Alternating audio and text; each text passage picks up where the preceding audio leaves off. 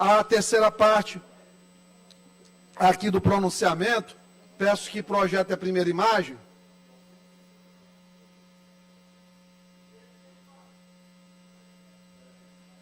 Consegue dar um zoom no gráfico de baixo?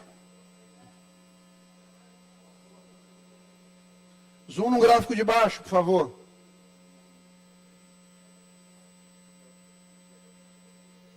Vou falar aqui sobre a situação do cartório de Caxias, trazer novamente mais um pouquinho do que a gente está apurando, porque quanto mais cava, pronto.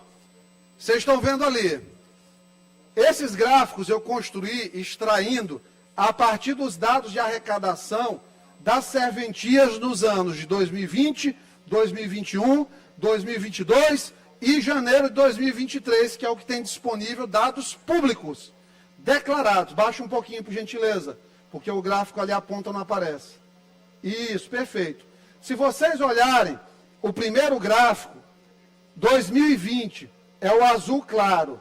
Perceba que o faturamento dele é o mais baixo. O azul. Perceba que o faturamento dele é o mais baixo, o azul. O segundo gráfico é o amarelo-laranja, 2021. Perceba que ele já tem uma subida, porque já ali no segundo semestre de 2021, no pós-pandemia, os negócios começaram, mas a curva ela começa a ascender muito rapidamente. E o terceiro é quando a mão pesada do cartorário Aurino Luz começa a pesar de maneira brutal. Quando ele começa a fazer a avaliação de terrenos ainda loteados, que não foram nem colocados como com as benfeitorias que precisam, a cobrar metro quadrado de R$500, praticamente. Então, olha como sobe absurdamente. Nós temos 2020, 2021 e lá em cima, 2022. Agora, no final do gráfico, você vê que teve uma queda. Quando é que aconteceu essa queda? Quando começaram as denúncias do vereador Catulé, lá em Caxias. Aí ele começou a segurar a mãozinha dele, para poder pegar mais leve.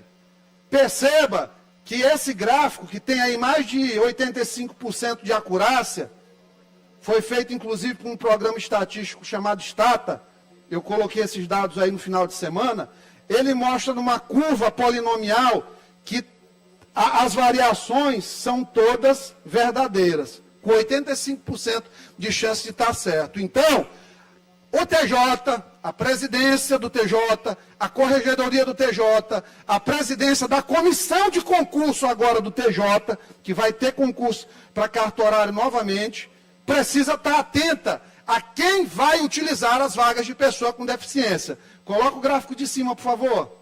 Agora o de cima. Isso aqui é no decurso do tempo. Aquelas curvas todas que eu mostrei, eu criei numa única curva, sobrepus, está aí de 2020 a 2022, final de 2022, porque janeiro de 23 não dá para parametrizar aí.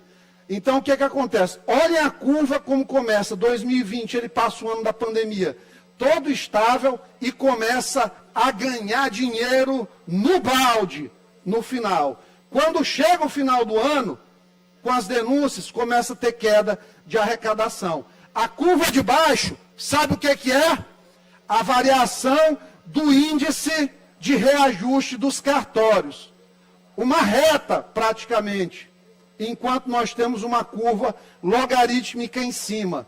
Essa área sobre a curva, nós poderíamos chamar de efeito corrupção em cima do cartório, de cobranças indevidas, de notas devolutivas em excesso que aumentam aí os custos cartorais, notariais, tudo isso aí envolvido. Então, matematicamente provado que há algo a ser tratado em Caxias. Deputado, você não pode fazer da mesa. Não pode fazer.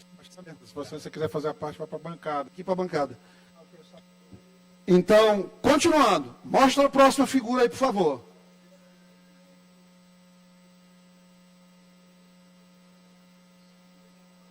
A próxima. Próxima. Amplia essa é a outra. Não, anterior mesmo. Amplia. Pronto. Amplia bem. Perfeito. O que é que está acontecendo lá em Caxias, que explica essas coisas? Isso é o que está declarado. Vamos ao não declarado. Existe um instrumento jurídico chamado a uso capião administrativa. O que é isso? Uma pessoa chega ao cartório com uma justificativa e diz que merece ser dona daquele terreno. O que é que ele faz? Ele facilita a venda do terreno, arruma um laranja, essas uso-capiões administrativas são colocadas em nome de laranjas, e ele depois, com essa empresa, essa FR Agropecuária, Empreendimentos e Participações, compra todos os terrenos. Todos os terrenos. Passa a próxima, por favor. Passa a próxima. A próxima. Olha o quadro societário aí da empresa. Mulher e filhas. Ele não poderia nem lavrar isso aí, mas ele coloca um escriturário. Não é nem um notário que está assinando essas escrituras. Portanto, uma infração gravíssima. Corregedoria do TJ tem que se pronunciar sobre isso aqui. Porque isso aqui é roubo, é acumulação indevida de patrimônio, utilizando da serventia judicial em benefício próprio. A avaliação desses terrenos aqui, vou fazer um requerimento. Eu espero que a mesa da Assembleia não impeça esse requerimento de chegar, porque nós vamos pedir todos esses negócios ao cartório para que venham para essa Assembleia. Se não for, nós vamos movimentar uma CPI. Eu quero que meus colegas me ajudem nisso. Porque não é possível que nós não vamos dar voz a todas essas pessoas que estão sendo roubadas em cartório. Pessoas como o seu Miguel Tânios. Pode passar o próximo aí. Passa o próximo. Que foi achacado e que, quando denunciou o caso, recebeu um Pix de 11 mil reais do seu Aurino de volta. Está aí o comprovante da devolução do dinheiro. Por fora. Ou seja, Alferge. Como é que um sujeito como esse, errado, tem um cartório como o de Caxias, ainda é indicado para aldeias altas? O faturamento de aldeias altas já aumentou 60% depois que ele entrou. Pode bater os números do Ferge. Vamos deixar o cidadão e a cidadã ser roubado por cartório? Vamos deixar um dono de cartório se transformar num latifundiário, explorando as pessoas? Será que essa Assembleia e o Judiciário vão se omitir? Eu quero crer que não. Então eu peço aos colegas que todos nos ajudem na aprovação desse requerimento, para nós termos esses dados, porque o que está acontecendo aqui é um dos maiores esquemas de roubo legalizado nas barbas do Judiciário, que já aconteceu nesse Maranhão.